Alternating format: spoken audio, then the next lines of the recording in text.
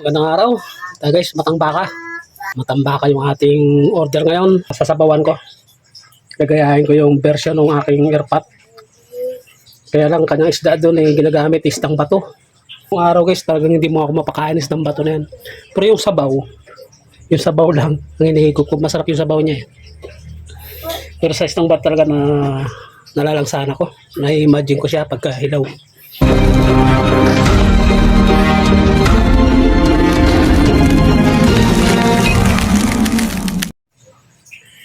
Pwede ko lang yung ating mga gagamiting pampalasa. Sikat to guys sa Bisaya. Ang airpot ko, hindi kaya na malingki siya. Nakita siya ng isang batong sariwa. Yari na ang ulam. Sabaw lang talaga ang akin doon. Pero yung sabaw, masarap siya higupin lalo pag mainit. Lalo pag gantong tag-ulan. Kaya lang hanggang sabaw lang kami noong araw. Kasi nga hindi pa namin alam kung ano yung sustansyang dinudulot ng mga sariwang isda. Pero ngayon, naisipan ko gayahin natin. Kaya lang ang gamit natin isda, matambaka.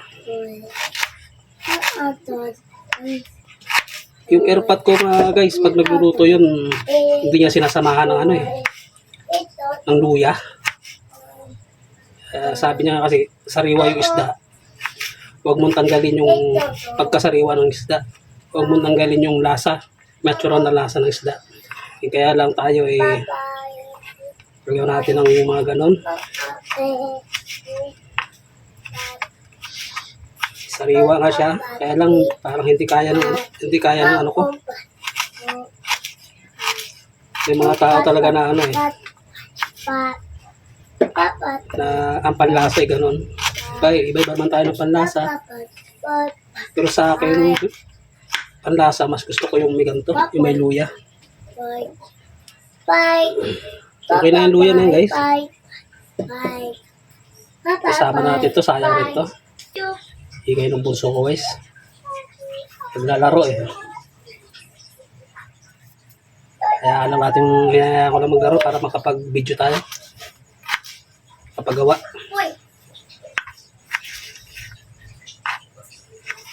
Ayan guys. Meron din yung sibuyas at bawang. Nagamit ako ng isang pirasong sibuyas lang na medyo kataptama ng laki. 180 na lang kilo sibuyas guys, mahal na rin. Minsan may nabili akong mura-mura, kaya lang tsambahan. Yung hindi pa gaang malinis. Ganyan lang. Tapa nga, angkat niyan, 4 lang Kaya tayo pipinuhin natin. Ganyan natin bahagya. Tapos to, puro magdadagdag ako ng bawang. Isa, dalawa.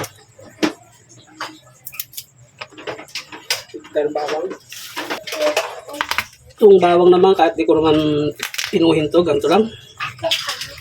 Tiratin lang natin. Lumapas lang yung katas. Yung natural na bango niya pag nigisa mo. Okay.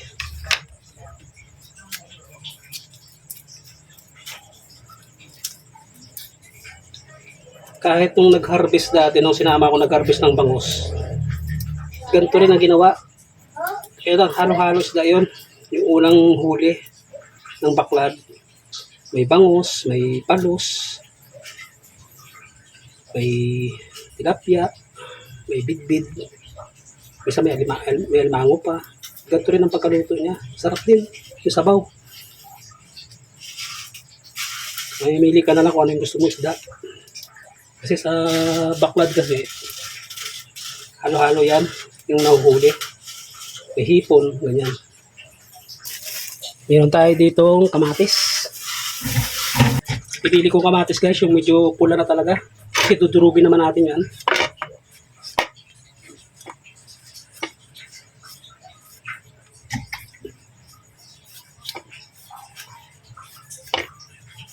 Medyo dami-dami natin ng kamatis para gumanda yung kulay. Malasa talaga.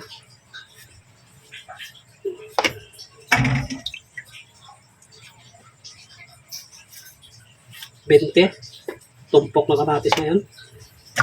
Hindi na katulad ng dati na malalaki. Yan talaga pagka patag-ulan na, mahal na yan.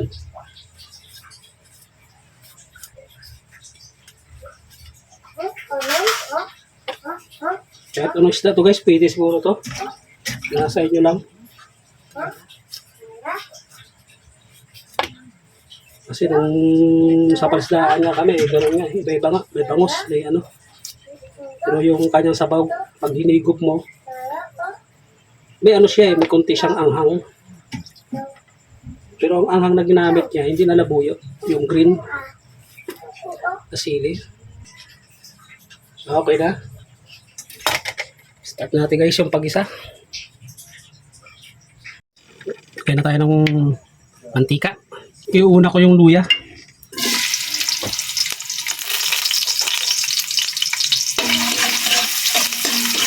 Yung luya naman, lahat bumango siya, okay na yun.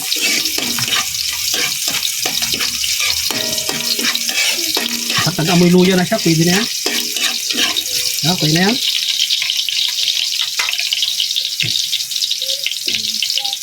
Kaya ito, sibuyas. Sabay ko na yung bawang.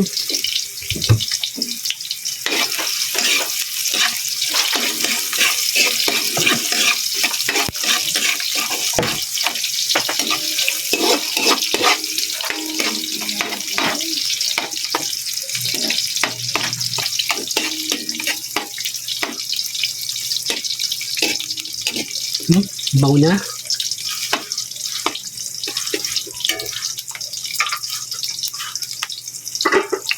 Lagyan na natin yung kamatis. Ito guys yung kamatis, talagang dudurugin natin to.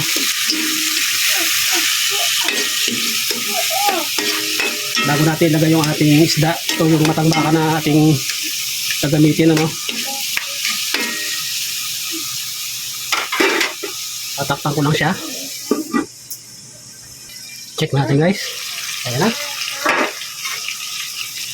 Mainam talaga guys pagka hinog yung ginamit yung ano, matis. Ayan, madali lang siyang durugin. Meron ako dito guys, kamyas, kaya lang dry. Kung sariwa, mas maganda.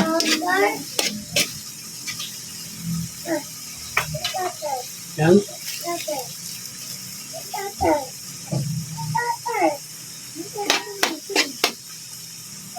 Kaya guys ng paminta. Pino gamit ko. Tsaka lagyan na rin natin ng konting patis para lumasa. Kunti lang. Kung matabang man, asin na lang mamaya. Pechin.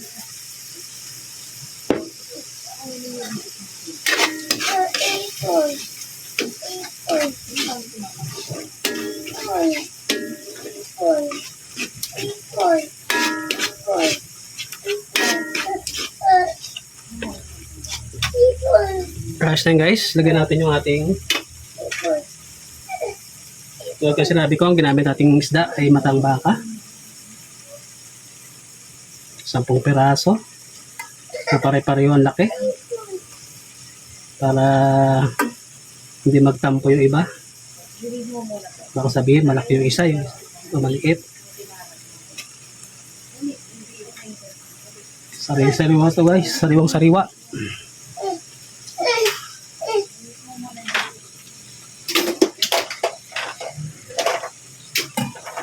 Okay.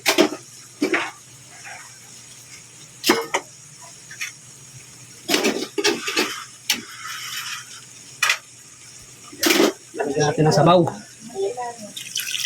Ito, masarap dito guys, yung sabaw. Ang sabaw, tansyahin nyo na lang na lubog siya.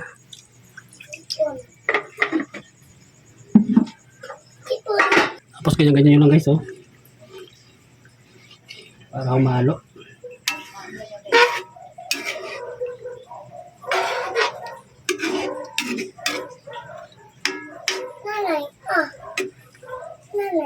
Ay, sabaw pa lang.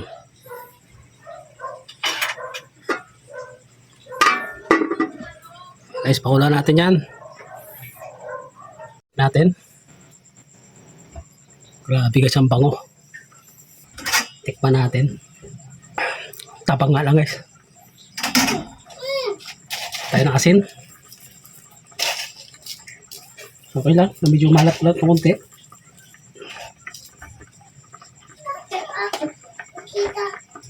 Lagyan natin to guys. Naalala ko to guys, may ano tawag ba dito? Lirang ba yun? Lirang na luto na to. Akala ko naman ano lang to. Katsamba na luto lang ba? May luto pala talagang ganito sa Cebu. Lirang, arirang, Koreano yun eh. Pakicomment nga guys kung ano tawag na to. Shoutout ko po sa mga taga Cebu.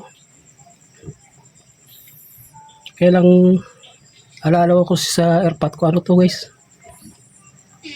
Yung tawag dito, isdang bato yung ginamit niya. Lumabas na rin yung asin ng kamyas.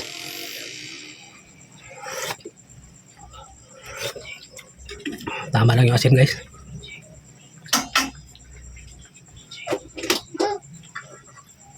Yung ceiling green, binali ko na lang para may kunting talab. Ito guys. Luto na to.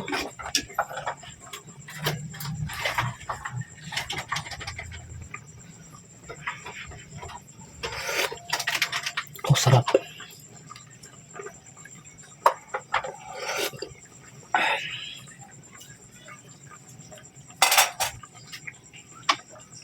Lagyan natin to guys, yung pang pinali. Dahon ng sibuyas.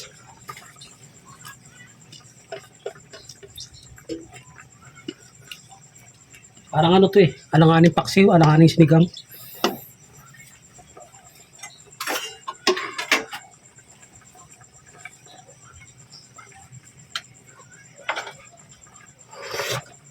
Wow, sarap.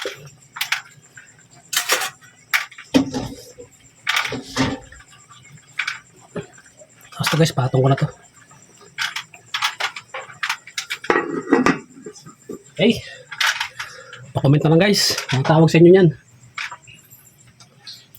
Bye-bye. Thank you.